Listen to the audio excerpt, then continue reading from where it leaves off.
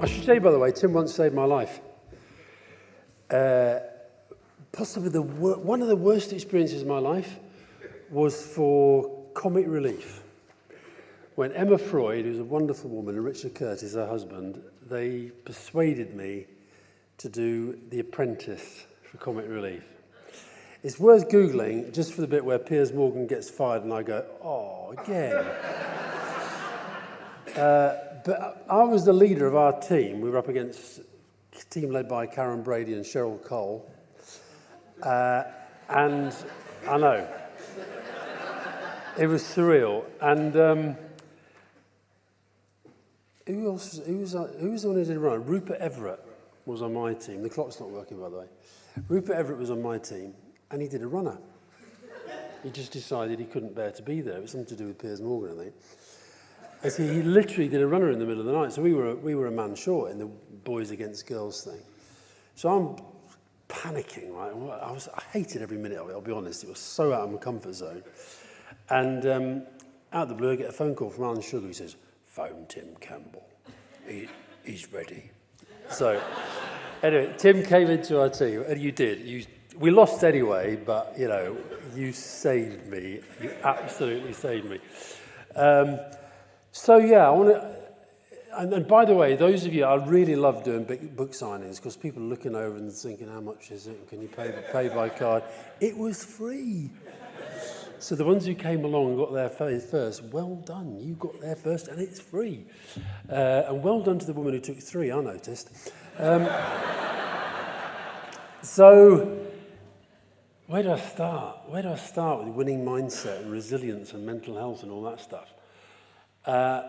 I think I'm going to start right at the beginning. And basically, if you'd have said to me when I was starting in my life that all the things that have happened to me and all the things that I've done would have been how my life would have panned out, I wouldn't have bought it. I don't think I'd have bought it when I was 21, out of university. I just don't think I'd have bought it. I was going to do all the things that I've gone on to do and, you know, worked in Downing Street and worked with Bill Clinton and met Nelson Mandela and played football with Diego Maradona that I mentioned every single day of my life. It's true. All of these things that you think, well, why would you do that? And I sometimes, I was watching some of the stuff going up on the wall, all these interviews I've done about mental health and mental well-being. And quite often I get written about in a way that it says that Alastair Campbell, who's had an extraordinary career, despite a history of mental illness. And I always want to delete despite and put in part because of. And I think that's what I want to do today, is actually to try to make people think differently about mental health and mental illness. I'm not saying it's not terrible, by the way. I had a brother who he died last 2 years ago. He had schizophrenia. And you know, that's a really, really, really, really horrible illness. But he actually, given he had schizophrenia, he had a pretty good life. He was a really talented musician. He had a job that he held down for 27 years because he had a great employer, Glasgow University, who never saw him as a schizophrenic. They saw him as an employee who had schizophrenia. And sometimes it meant he couldn't work. And I find with me, so if I sort of talk about, you know, what my issues are, as it were, I had a psychotic breakdown in the 80s.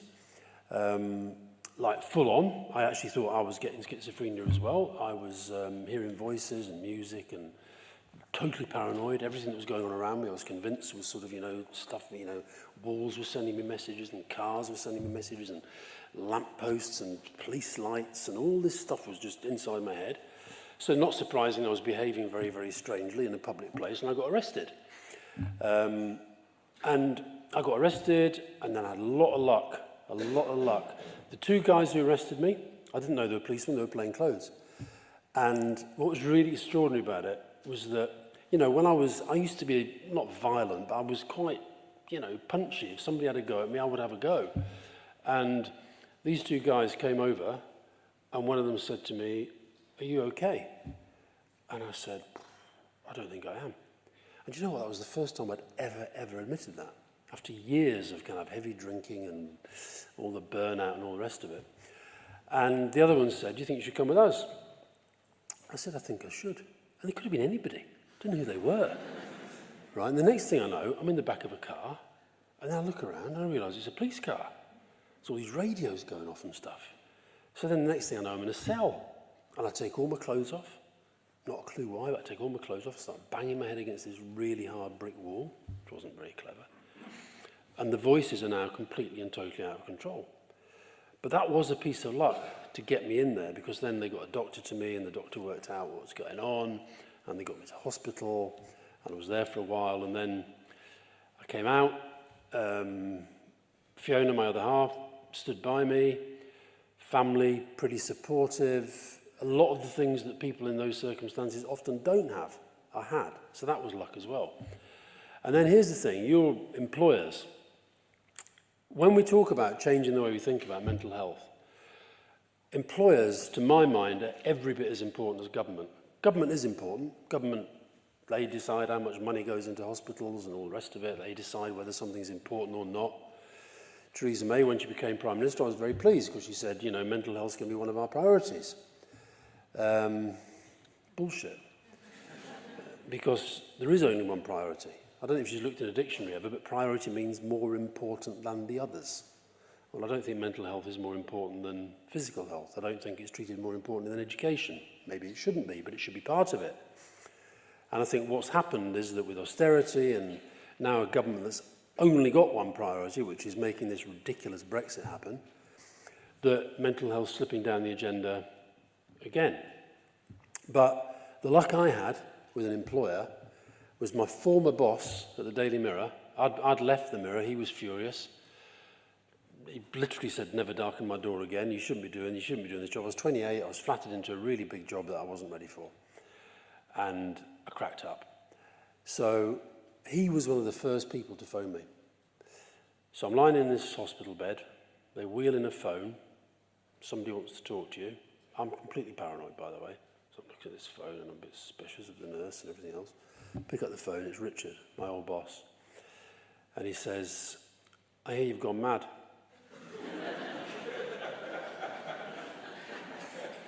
I said, well, I'm not well. I'm in hospital. I'm in hospital just outside Glasgow, as it happens. He says, well, I'm not going to say I told you so, which is a very unsubtle way of saying I told you so. He says, but here's what you're going to do. Stay there as long as the doctors tell you to. Get back to London. When you feel well, go back to Today, that ridiculous newspaper I told you not to go to. Take the money for as long as you can. And when you're really fit, come back here and start again. And that was like, I've never felt a weight fall off me in the same way before or since. It was like, oh my God, I'm here, cracked up, burnt out, thinking my life's over, and my old boss, who I fell out with, has phoned me up, and he's telling me, I'm not going to judge you by where you are now, I'm going to judge you by what I know, which is, I think you're a good journalist, and I want you back. And it was like, everything kind of flowed from there. The doctor in the hospital, I've always been very, very resistant to medication, but I'm not now. I actually take antidepressants every day, and I have done for years now. I probably will forever, I don't know. But he was the first one who persuaded me. I couldn't do it on my own. Had to get help, so I did. So that was another stroke of luck, getting the right people at the right time. And again, so many people just do not get that. You know, you can go anywhere, not just in London, but any town, any city in Britain at the moment, you don't have to walk very far before you see somebody on the streets living there. It's just, and we're just getting, it's becoming normalised. We're just getting inured to it. But if you actually stop and talk to them, virtually all of them are mentally ill. You go into a prison. I don't know if any of you saw the documentary on the series on Durham Prison recently, Channel 4. Unbelievable.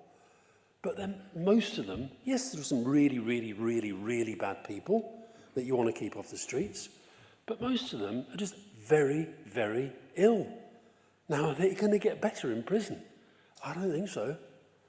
Are these guys going to get better on the streets? I don't think so. But where do they go?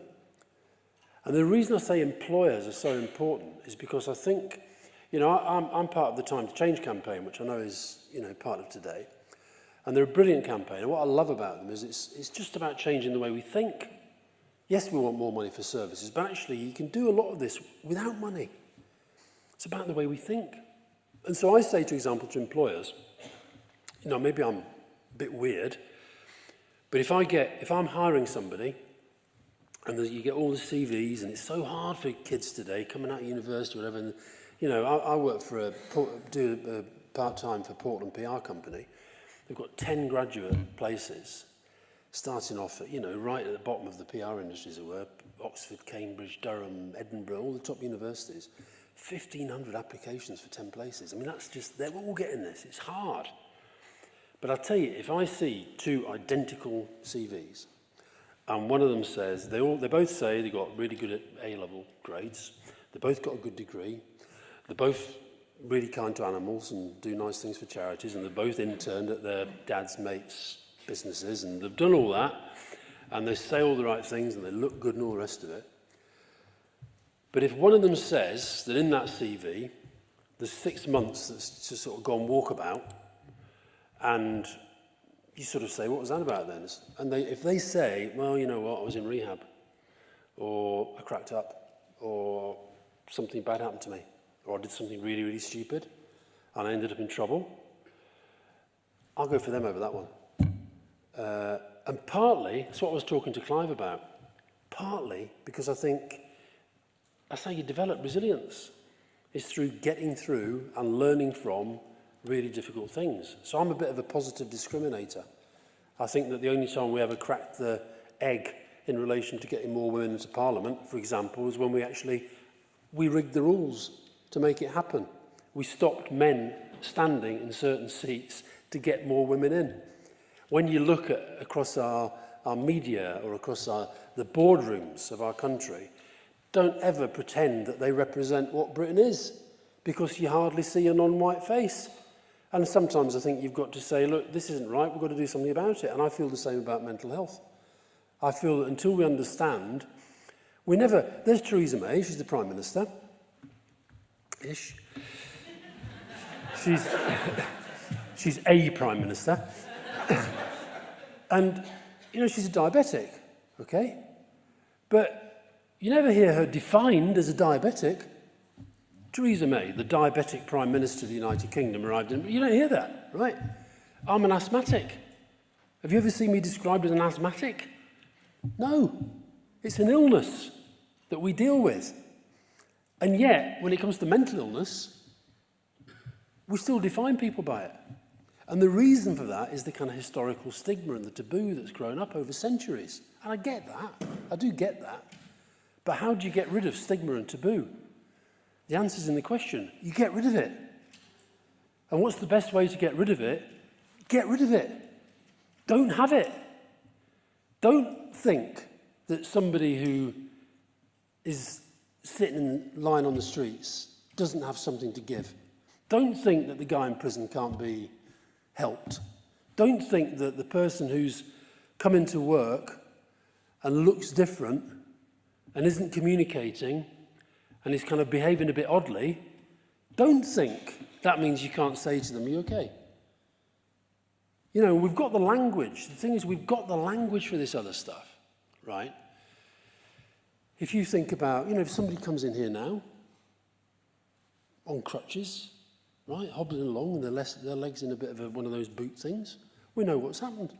You say, oh, what have you done? Oh, I broke my ankle playing football. Oh, that's a shame. We talk about it. Cancer. You know, if you're sitting down on a train and somebody sits opposite you and it's a woman and she's wearing a big floppy white hat and then she takes the hat off and she's completely bald, you know what's going on. And we say, oh, you've got cancer. How's your treatment going? How long has it been going on? Somebody comes on who's talking to themselves, somebody comes on who's looking like they want to jump off the train, and so we all shuffle away and don't want to talk to them, don't think there's anything we can do, that it's like they're othered. They're not part of our world. But they are part of our world because they're all part of us. And there's not a single person in this room, hands up, anybody in this room who hasn't had somebody in their family or a close friend that they would say has been through a period of mental ill health. I don't believe any of us have. And yet we still treat it so differently. So why I love the Time to Change campaign is it's saying it's time to change that. And the thing about cancer is really interesting. So my mum, she died a few years ago now, but I remember when I must have been about 7 or 8, and she said we sat down for having something to eat, and she said, by the way, Mr. So-and-so next door, he's got cancer. She said, you mustn't tell anybody. And I remember that. Even the media, they used to call it the big C. We didn't say cancer, we called it the big C. That's a stigma, that's a taboo. Had about AIDS for a long time. I went to see that on film, Nureyev, last night. My God, honestly, you've got to go and see it. It's an amazing film. But that whole thing about, AIDS was not really properly dealt with. They made the point that probably for 9 years they let it go because it was, the gay plague. These words and how we describe these things, they really matter. So how you talk about this stuff really matters. I'll give you one, my bugbear, real bugbear. Please, please, please, please never use the phrase commit suicide. Suicide was committed when it was a crime and when it was a sin. Okay? Suicide is nothing more than the ultimate in mental illness. And another thing, if and when people do take their own lives, the media do this the whole time. They've worked out the reason. By the time they write the story about it, they've worked out the reason. So-and-so took his own life because his girlfriend left him. Took his own life because his business went bust. Took his own life because whatever. They don't know. They don't know. None of us know what's going on inside somebody's head, right? Even if we know the person well. So I think that sense of understanding that the words really, really matter. I'll be honest, I use them. In fact, I was conscious just outside. I was talking to somebody. I said, do you know what, this Brexit stuff is driving me completely mental. And I thought, is that okay? Borderline. So, you've got to think about the words. The words really, really matter. And the other thing I want to say to you is that in some ways, we're in a much better place. There's much more to talk about it. There's much more in the media. Some of the best stuff is on the soaps. Some of the best portrayals of mental illness and mental health have been on the soap operas, and they really take care about how they portray people. But in other ways, I think we've gone backwards. If I were to say to you, who's the greatest British Prime Minister ever? And I might hope you all go, Tony. but you're probably going to say, a lot of you are going to say Winston Churchill. And if I ask you who's the greatest ever American president, we know what the clown in the White House now would say, but a lot of people will say Abraham Lincoln. Who's the greatest figure in nursing history? Florence Nightingale. Who? Okay. Right, second, Florence Nightingale. Marie Curie was another one. Charles Darwin. By the way, did you know that Charles Darwin was born on exactly the same day as Abraham Lincoln? It's one of my favourite historical facts, that. Two of the greatest people of all time born on the same day. Anyway, every single one of them was mentally ill. Churchill coined the phrase black dog. One of my favourite pieces of writing ever about Lincoln was his law partner. When he was a lawyer, he had a law partner who was called William Herndon. And he said, melancholy dripped from him with every step I ever saw him take. Lincoln was a depressive. Charles Darwin was an agoraphobic. Charles Darwin today probably wouldn't make it as a sort of top scientist because he wouldn't be able to go on telly and do his presentations. And today, how are you going to get, your theories accepted unless you're on telly? With Sky saying, 9 out of 10 people liked what Charles Darwin said about, theory of evolution. So all of these people had what we would define as mental illness. And just imagine if any of them had not been able to fulfill their potential. So I think we have gone in some ways backwards. You had that situation recently. In fact, the book that Jim very kindly purchased for some but not all of you, tight bastard, is a novel about football. But I had another book out last week, which was volume 7 of my diaries. And it covers 2007 to 2010. And that included the period when Charles Kennedy, who, despite being a different party to me, was a very, very good friend of mine. And we go to Scotland a lot, and we go up to this place in Charles's constituency near Fort William, and we used to see Charles a lot. And I describe in this latest volume how Charles used to talk to me about his drinking. And literally would say to me, tell me again, how did you do it? How did you stop? Tell me again how you did it. And I'd tell him again. And I'd say, look, Charles, you obviously want to stop. But, you know, I can't make a leap for you. You're going to have to make a leap. Yeah, I know, I've got to do it. I know I've got to do it. And eventually, I persuaded him to go to this place near Peebles, rehab place. And I booked him in, and he pulled out the day before. And it might have been he was worried about what his constituents would think.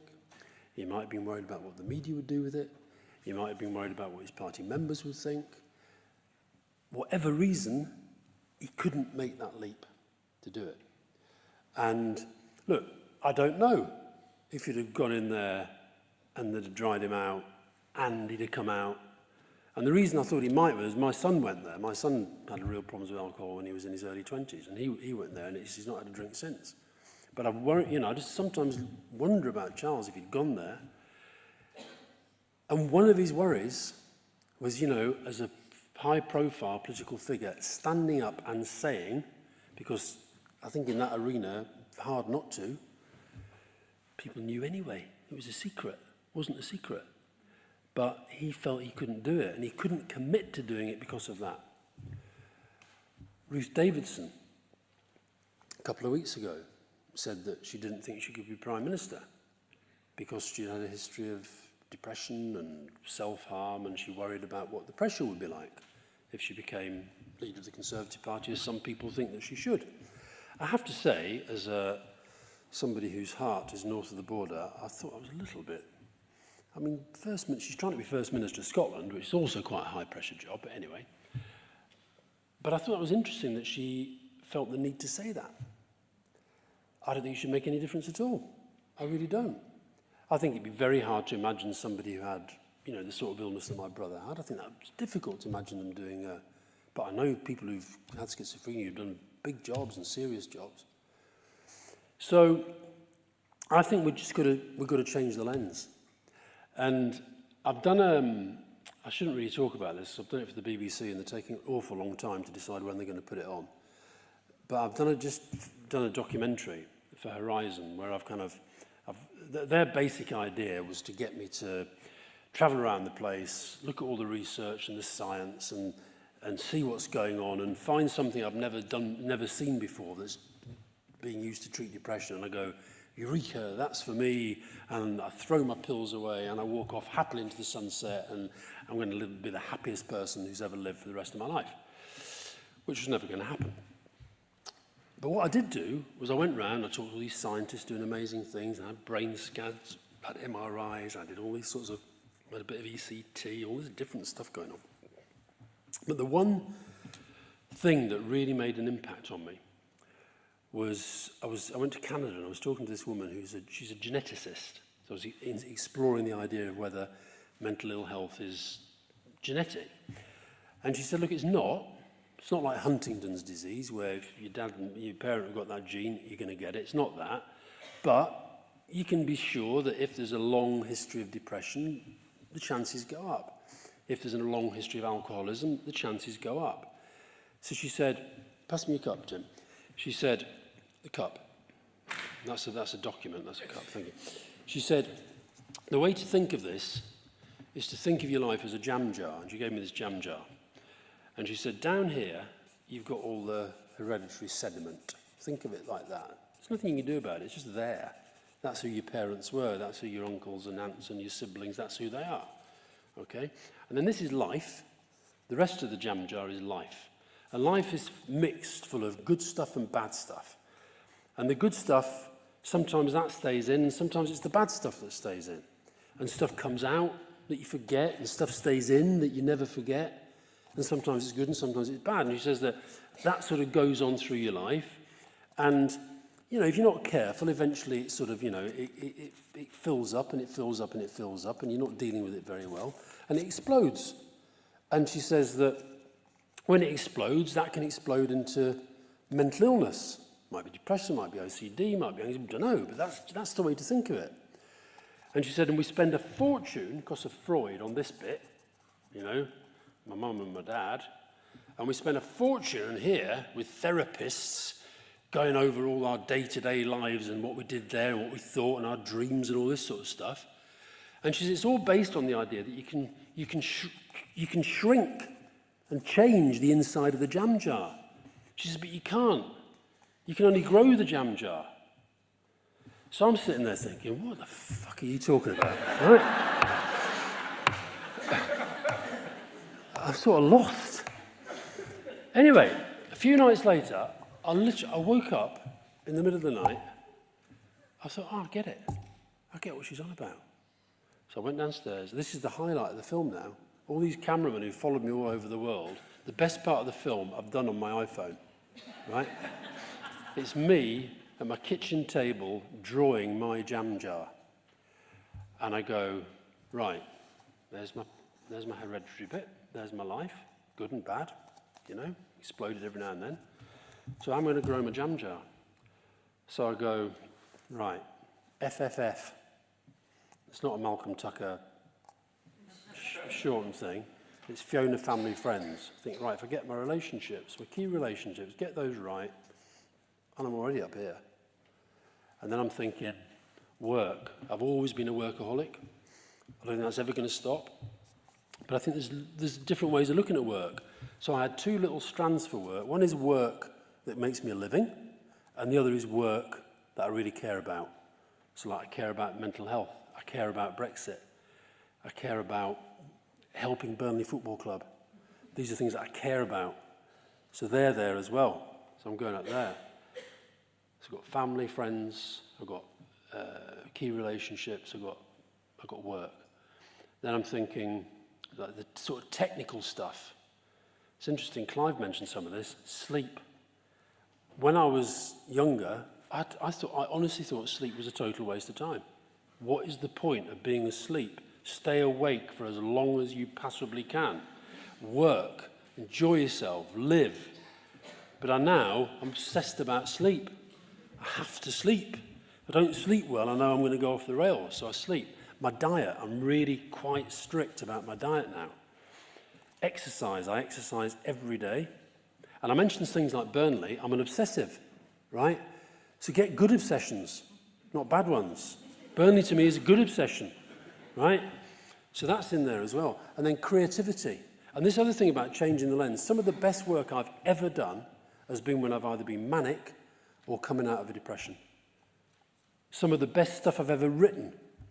I wrote a novel. My first novel was about a psychiatrist. And, you know, it's my favourite book of the 16 I've done. I love it.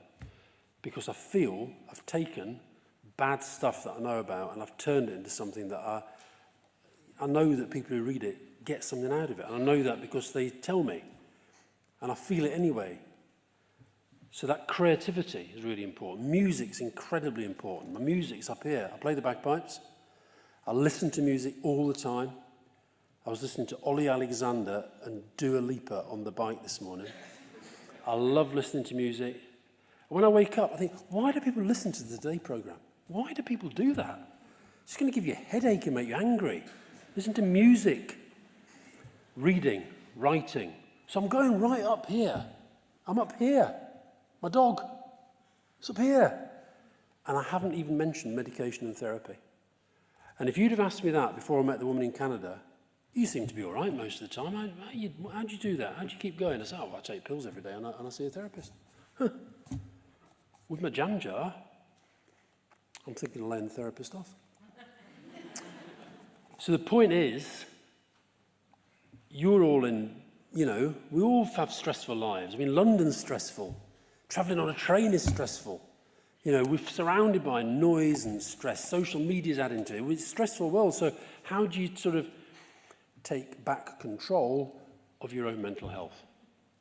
That's what I've tried to do. It doesn't mean I don't get depressed. I had an absolute mega plunge a few months ago. Mega. I know it's going to happen again. But like Clive was saying earlier, you get through things. And when you've got through things, you learn from them. And the next time you think, oh, God, this is shit. I don't want to do this again. But you do it because you've done it before. And you keep going. I've got 40 seconds left. I'm just going to say this before I go to Brighton. I'm doing a bloody head teachers conference tonight. I mean, fucking education's everywhere, isn't it? It's taking me off the Brexit trail, right? So I'm saying two things. Brexit is a total disaster. And do not, if you agree with that, as I think a lot of people do not bow to this idea that it has to happen. It doesn't have to happen. There is another route, and I think the people's vote is that route. And I think the politicians should actually seize it because it's their way out of a total mess that they've created. And the second thing is I want to see all of you who agree with that on the march, October the 20th. Be there, or your jam jar will not be happy. Thank you.